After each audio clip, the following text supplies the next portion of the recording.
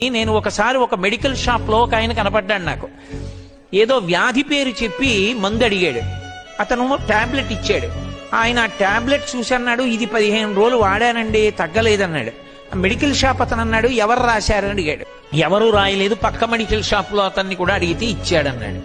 అతను అన్నాడు, డాక్టర్కి చూపించుకోకపోయారా అన్నాడు. అంటే అతను నవ్వేసి, ఇంకేదైనా ఉంటే ఇద్దరు కాస్త చీప్ గా ఉన్నది అన్నాడు. అంటే అతను నవ్వేసి ఏదో టాబ్లెట్ ఇచ్చాడు, ఓ వారం వేసుకుని డాక్టర్ దగ్గరికి వెళ్ళండి అని. అతను నాకు బాగా సన్నిహితుడు. నేను మెట్లు దిగిపోయాక అడిగా, ఏమయ్యా డాక్టర్ దగ్గరికి వెళ్లకుండా ఇలా ఎందుకు వాడుతున్నావు మెడికల్ షాపుల్లో అని. అతను అన్నాడు నాతో, డాక్టర్ గారి దగ్గరికి వెళితే 200 ఫీజు, బోల్డ్ అన్ని టెస్టులు, కోటేశ్వరారు కొడుకు తెల్లవారితే ఎంసెట్ రాశాడు, వాడికి ఇంజనీరింగ్ ఫీజు కట్టాలి, పుస్తకాలు కొనాలి, ఇన్ని చేయించుకుంటే ఎక్కడి నుంచి వస్తుందండి, అదే తగ్గిపోతుంది, పర్వాలేదు లేదురు, అందుకే టాబ్లెట్ మెడికల్ షాప్ లో అడిగానన్నాడు. నాకు ఎంత బాధేసిందో.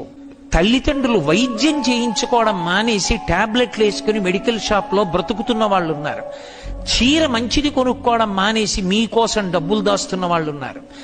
తాము బంగారం చేయించుకోవడం మానేసి మీ పెళ్లికి రేపు నగల కోసం దాస్తున్న వాళ్ళు ఉన్నారు. అటువంటి అమ్మని నాన్నని మోసం చేయడం, అమ్మా నాన్న చెప్పినట్టు బ్రతకకపోవడం కృతజ్ఞత.